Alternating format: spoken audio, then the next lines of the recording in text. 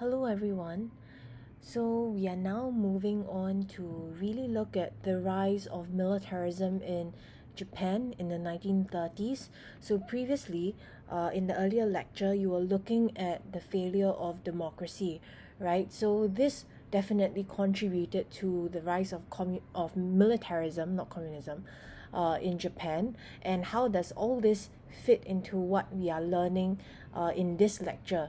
So just very quickly take a look at this um, mind map that I've created for you. So if we were to look at the reasons for the rise of militarism in Japan, um, there are two main ones that are identified, okay, in your syllabus. The first, I've kind of lumped it all under this idea of the failure of democracy. So the previous lecture, you were learning about the political problems that were faced. So for instance, the structural problems within Japan and its political structure itself. We looked at corruption in Japan, and then we also looked at violence and disorderliness during diet sessions.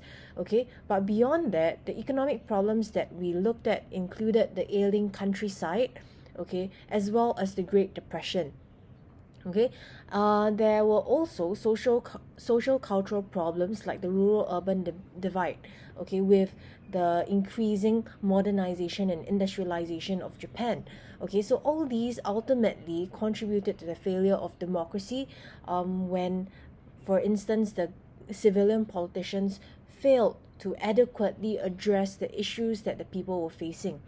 Okay, so now we are moving to look at the appeal of the ultra-nationalist faction. What exactly made militarism grow in popularity in amongst some circles of people in Japan? Okay, and some events that contributed to this were, for instance, one, the military successes that they experienced in the 1930s. Okay, we are going to look at two key military successes here, and we are also going to look at the political assassinations that took place during that period of time. Okay, so this is just a rough overview. Do take a screenshot of this if you need to help you organize your learning of this chapter. Okay, now moving on. For this section on the appeal of the ultra-nationalist faction, the inquiry question that I'm posing to you here is, how great exactly was the appeal of the military and or militarism amongst the Japanese in the 1930s? So in the syllabus, it puts forth as if, okay, the ultra-nationalist faction is so appealing that there's so many people who supported the military. But was it really the case? So we are going to investigate this for a bit. So in order to investigate this, we must first look at what exactly were the events which saw very great involvement with the military at that time. So the two that we are going to look at, as mentioned earlier, we are going to focus on the Japanese military successes. We are also going to look at some of the political assassinations that were going on. Okay, so for the Japanese military successes, there are actually two very important ones that you need to know. The Mukden incident in 1931, which is listed here, as well as another one called the Marco Polo Bridge incident that happened in 1937. Okay, I didn't list this here as we are going to focus on it more when we are studying the chapter on reasons for the outbreak of World War II in the Asia Pacific. Okay, and then for political assassinations, there are three very important incidents that we are going to cover. Okay, what are these three incidents? As you can see on the slide, it's the League of Blood incident in February 1932, the May 15 incident in 1932 as well as the February 26 incident 1936. Okay, so how did all these incidents, okay, contribute to the rise of militarism? So we'll begin by looking at these events in turn first. Then we will subsequently examine what exactly were the reactions of the Japanese people towards these incidents. Okay, so this is just to give you an overview.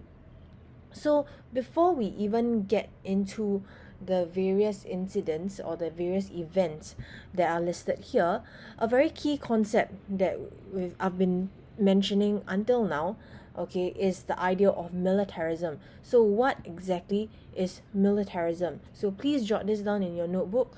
Militarism, okay, is the belief that a country should maintain a strong military capability and be prepared to use it aggressively, okay, to defend itself from outside threats or promote national interests. Okay, do jot this down. Maintain strong military capability, okay, and use it aggressively. Okay, so these are the two key ideas in militarism. Okay, so very quickly then, just to show you the timeline of events, okay, incorporating both the military successes as well as the political assassinations that were taking place during the 1930s. So in this timeline, as you can see, we start off with the Mukden incident in 1931. Then there are a number of political assassinations and very key incidents that happen in 32 and 36, right? And then we end off with the Marco Polo Bridge incident in 1937. But like I said, I will talk about it more when we get to the chapter on causes of World War II in the Asia Pacific. Okay, so with this, now let's begin by looking at the Japanese military successes with focus on the Mukden incident here. Okay, so for the Mukden incident, just very briefly, okay, the Mukden incident happened on 18 September 1931 when the Kwantung Army blew up railway tracks in Mukden. Okay, so what exactly was the Kwantung Army? So if you look at your textbook or if you Google, the Kwantung Army essentially was formed in 1906, right after the Russo-Japanese War, to protect the Liaodong Peninsula. So if you recall, in the Treaty of Portsmouth, the Liaodong Peninsula was now given to Japan, right? So the Kwantung Army was formed to protect this area, okay, and to guard the railways in Manchuria that were won by Japan in the war. Okay, so by 1931, the Kwantung Army had gained considerable influence and power in this region. And so when they blew up the railway tracks in Mukden, okay, what they did was they blamed it on the Chinese government and used it as an excuse to take over the whole of Manchuria. Okay, why exactly did they do this? A large part of this was due to this idea of Manchuria being a lifeline for Japan, being able to offer them raw materials and resources that they needed, okay, amidst all the economic problems that were going on. So we'll delve more into the reasons for why this incident happened when we get to the later chapter. But for now, you just need to know the impact of the incident first. Okay, so continuing from where I left off earlier. So by December 1932, most of Manchuria was under the Kwantung Army's control. Okay, and by March 1932, Manchuria was renamed Manchukuo. Okay, and Emperor Puyi, okay, who was the last Qing emperor, okay, he was installed as a puppet emperor, okay, of Manchukuo. Okay, so with these actions taken by the army and the Kwantung Army, right, the Japanese Prime Minister and the civilian government were essentially unable to do anything, okay, because the army officers just went ahead without informing them about what they were going to do as well. Okay, so what was the impact of this? Okay, if we look at what this historian Sandra Wilson says, okay, according to her, if we were to measure militarism by the prevalence of military-based values and ideals in a society, the Manchurian crisis undeniably strengthened militarism, okay, by providing repeated opportunities for the public endorsement of such ideals. And how does it do so? For instance, there were gatherings to bid farewell to soldiers at ports or railway stations, on group visits to hamlet shrines to pray for the welfare of the soldiers, and on many other occasions. So in that sense, there was certainly the rise of militarism or the militarization of Japanese society, right? Apart from that, if you look at the source in your textbook, okay, right after the portion on the Mukden incident. Okay, it also highlights what was the impact of the Mukden incident subsequently, and how there was a rise of militarism. So, for instance, in the source, it says that the maps, the cartoons, and the statistics that were published, okay, in the media, okay, brought home to readers that Manchurian resources were key to their livelihood and their prosperity, right? And at the same time, these articles and whatnot also popularized the idea of self-sufficiency for Japan. So with the media hyping up, okay, how important Manchuria was and how big of a military success this was, okay, by the Kwantung Army, okay, there were a number of people who felt, okay, a sense of pride as well, and started to see Manchuria as a well-worn territory, okay, for the Japanese. Okay, so this is a general idea that you need to know for now. Okay, we will talk about this in more detail when we get to the later chapter. Okay, so moving on to the political assassinations that were happening at that time. So to begin, you need to understand that by then, right, in the 1930s, there was a growing opposition to the civilian government. Okay, apart from what we've already discussed in the previous lecture with regard to the various challenges that were faced by the government at the time, there was also a growth of a network of ultra-nationalistic and anti-democratic activists. So these groups, okay, comprised or included junior military officers who likely had the secret backing of their senior military commanders. Okay, so these people were against the civilian political leaders and the Zaibatsu. Okay, if you recall, the Zaibatsu were the large business conglomerates like Mitsui, Mitsubishi, so on and so forth. These ultra-nationalist groups were against the Zaibatsu as well, whom they regarded as self-serving. So what were some examples of these groups of people? Okay. For instance, we have the Showa Restoration faction. Okay, so the man you see here is the founder, okay, of the Showa Restoration faction, or the one who inspired it. So he's a Japanese author called Kita Iki. Okay, so the Showa Restoration faction wanted to remove all aspects of democratic government, okay, and restore direct rule to the emperor.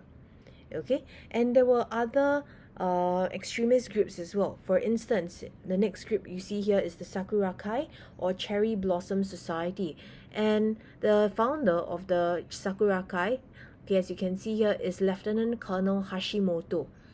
Okay, the next extremist group, okay, that we see is the Kodoha, or Imperial Way faction. Okay, so the man pictured here is General Sadao Araki, who was regarded as the leader and primary philosopher, okay, of the Kodoha. Okay, and this Kodoha was a political faction, okay, that was present in the Imperial Japanese Army itself and was active throughout the 20s and the 1930s. Okay, and what it sought to do was to establish a military government that promoted totalitarian, militaristic, and aggressive expansionist ideals. Okay, and this was largely supported by junior officers. Okay, other than that, for the Kodoha, okay, the Kodoha also placed relatively little importance on long-term economic planning and national mobilization, right? And for them, the generals thought of traditional infantry tactics and so-called spiritual mobilization as being sufficient preparation for war. So in some way, you start to think and question whether they were being too idealistic or whether they believed in themselves too much. Okay, though that I think would be a more positive way of looking at it. Okay, and finally, one other extremist group, okay, is the Ketsu Meidan, okay, or League of Blood. So at its head, okay, is this man called Nisho Inoue, who was a radical Buddhist preacher, okay, so of Nichirenism. Okay, so this is the man I was talking about, Nisho Inoue. Okay, so looking at these four groups, okay, you get an idea that there were more and more people who were moving towards extremist ideas in Japan at that time. So what were some of the tactics, okay, that they undertook in order to try and gain control in some way, or to try to push for their aims? Okay, so this is where the various political assassinations came in. Okay, so as you can see here, the various events that I mentioned earlier as well, the Leak of Blood incident, the May 15 incident, as well as the February 26 incident. So generally, during this period of the 1930s, okay, there was a surge of terrorist activity that one foreign journalist actually called government by assassination. So this period began sometime in November 1930, when a young right-wing fanatic gunned down the premier Hamaguchi to protest the London Naval Treaty. So do read your textbook to find out a bit more about the London Naval Treaty and how Japan figured in it. Okay, so subsequently terrorism escalated, with mid-level army officers' plans for a coup d'etat, first in March 1931 as a prelude to the Manchurian incident, and then again in October. Okay, so these plots were aborted largely because prominent army leaders like General Ugaki refused to go along, but they succeeded in setting the stage for bolder action by the so-called Young Officers Movement, which is a loose group of junior army and navy officers, many of whom were familiar with left-wing as well as radical right-wing ideas. Okay, so a stage was set for that already, okay, for all these events listed on this slide to happen. Okay, and why, if you are wondering, why do they adopt such so-called terrorist tactics? Okay, so by adopting these terrorist direct action, as they call it, the young officers hoped to bring down the existing regime, and while they were not always clear about what might follow, they hoped that terrorism would pave the way for a military takeover of the government. So you see that they were clearly very disgruntled and unhappy with the civilian government. Okay, so according to one radical officer who confessed later, he said, "We thought about destruction first.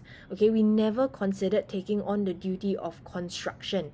Okay, we foresaw, however, that once the destruction was accomplished, someone would take charge of the construction for us." So in that sense, they were not very far-sighted, and they did not foresee themselves as being the ones taking over the ruling of the country. They simply were quite rash in that sense. We just destroy the existing regime, someone will come in to do the ruling for us later. Okay, and so what happened is then this series of political assassinations, okay, that took place, the first of which was the Leak of Blood incident in February 1932. So during this time, in early 1932, a group of naval officers, they struck an alliance with Inoue Nisho, okay, the leader of the Katsumeidan, which I mentioned earlier, okay, which was a right-wing civilian group, to launch a so-called Showa restoration. Okay, and what did they do? They assassinated prominent business and political leaders. So who did they succeed in murdering? They succeeded in murdering Inoue Junosuke, who was a former finance minister, okay, whose fiscal policies had intensified the effect and impact of the World Depression. And they also succeeded in murdering Dan Takuma, who is the director of the Mitsui Zaibatsu. Okay, so this was what happened during the Leak of Blood incident in February 1932. So Katsumeidan Jiken, the name as it is because the Katsumeidan was involved. Okay, subsequently, just a few months later in May, right, the plotters of the Leak of Blood incident, okay, they were backed by other radical rightist groups, and so they again, okay, in May, mounted a major terrorist attack against the government. Okay, and this is where a band of assassins barged into the Prime Minister Inukai Tsuyoshi's official residence, okay, and cut him down with a submachine gun. Okay, associated gangs also attacked the headquarters of the main political party in Japan at that time, called the Seiyukai. Okay, and they also attacked the Mitsubishi Bank and disabled several power stations in Tokyo. And after surrendering to the military police, these conspirators were tried in military courts in 1933. Okay, so the trials were another hoo-ha on their own lah, and we'll talk about the impact of these trials in a bit. Okay, finally, let's look at the last incident listed here, which is the February 26 incident that took place in 1936. Okay, so what went on here? So for this, radical young officers were very frustrated, okay, by the failure of earlier military plots, okay, like the League of Blood incident, the May 15 incident. And so in 1936, they made a last desperate effort to bring about what they call a Showa restoration. Okay, and here on February 26, elements in the 1st Division at Tokyo, led by radical young officers, they staged a major military insurrection on February 26 lah. So nearly 1,500 troops seized the government nerve center in Tokyo, while assassination bands set out to murder the Prime Minister, key cabinet ministers, key imperial court officials, several ranking army leaders, and Prince Saionji, the last general. Okay, so what exactly is general? General is just an unofficial title or term given to certain retired elder Japanese statesmen who served as informal advisors to the emperor, okay, at that time. Okay, so the rebels at the time, they announced their intention to begin national renovation by removing what they call traitors and evildoers surrounding the throne. Okay, so the army's leaders, okay, some of whom sensed an opportunity to take over the government, initially took little action to put down this unprecedented insurrection. Okay, but little did they foresee that the emperor got very angry and upset with this major breach of army discipline. Okay, and the navy, incensed by assassination attempts on senior admirals like Prime Minister Okada, former Prime Minister Saito, and Grand Chamberlain Suzuki, they moved warships into Tokyo Bay with their guns trained on the rebel positions. Okay, so now even the navy is upset with the army. Okay, the insurrection then quickly collapsed, okay, with the troops returning to their barracks, and the leaders of the rebellion, as well as Kita Iki, if you recall, the founder or the one who inspired the Showa restoration faction. Okay, all these people, they were summarily executed by army firing squads later on.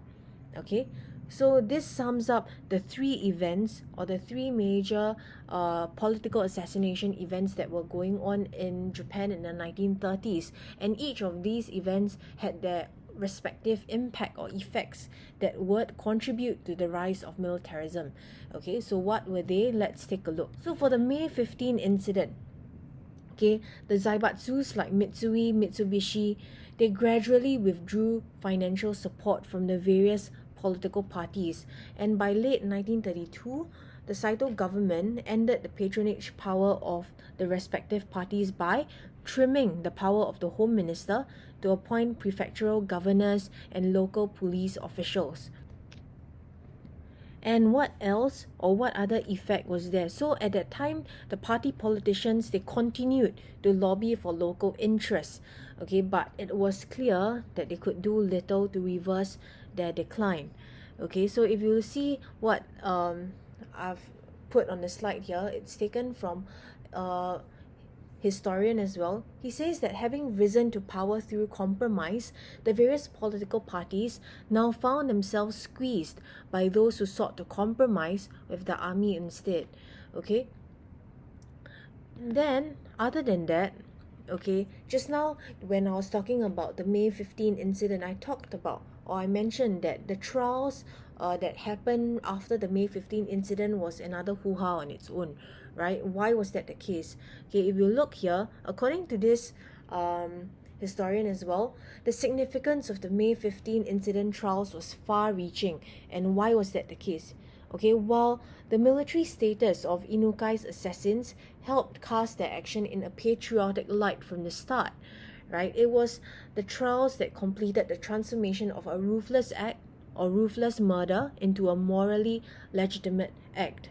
Okay, And it was also the trials that gave the defendants and their representatives a platform from which to broadcast their views at length to the nation, and thereby influence public opinion in a way that the action itself could not do, right? And finally, it was the trials that created a public debate about the future of Japan and the meaning of Japanese justice. So as you can see then, the May 15 incident in and of itself created much instability in Japan. But the trials of the May 15 incident also generated more enthusiasm in some ways, okay, for the military and what they were doing, okay, because as mentioned here, they could portray themselves in a highly positive light and that they were doing all this for Japan itself, okay. And finally, for the February 26 incident, what were some of the effects? Okay, so after the February 26 incident, the army leadership attempted to restore discipline and put an end to factionalism within its ranks. Okay, and they even started up a cleanup campaign to weed out radical junior officers, and they forced their high-ranking sympathizers into inactive status. Okay, then to exclude the purged generals from cabinet posts, the government also restored the requirement that the war minister be on active status, which gave the army the same veto power over the formation of cabinets that it had enjoyed until 1913. So quite apart from this leverage, the army now spoke with a new authority born of the deepening military commitment in China also, and with the future direction of Japan's continental policies still unresolved. Okay, military opinion grew or started to carry greater weight over time. And as many observed then as well, the army was gradually becoming the driving force in politics. Okay, so these are the respective effects of the political assassinations that happened in 1932 and 1936. So what is the overall significance of all these? The overall significance, as you can see here, is that although, right, the radical officers failed to achieve their goal at the time, okay, the terrorism of the early 1930s had a very significant political impact in the sense that civilian politicians and bureaucrats, they were severely shaken by the officer plots, okay, and tainted by failure to control public discontent. The political parties also declined sharply in influence. And in the face of right-wing terrorism, the parties found it increasingly difficult to recruit business or bureaucratic support. Okay, so fewer party politicians were invited to join cabinets after 1932, and fewer ambitious high officials showed an interest in joining the political parties. Okay, so in this sense, then you see with the growing trajectory or the growing militarism in Japan, there was a corresponding decline in the civilian government or their say in Japan as well. So with that, you now have an idea of the various events that we mentioned at the beginning, okay, which is the Mukden incident, okay, coming under Japanese military successes, and then we also looked at the three events that comes under political assassinations. Okay, so with these ideas then, okay, the next lesson we are going to look at how exactly or how great was the appeal of the military and or militarism amongst the Japanese in the 1930s then. Okay, just now we said that militarism grew, okay, and there were people who saw for various reasons that the military was good for Japan, or they started to show support for Japan. But was this the case across the whole of Japan? Did everyone share the same support for the military or not? So this is something we are going to investigate. So we'll come back the next lesson to look at this. Okay, that's all for now.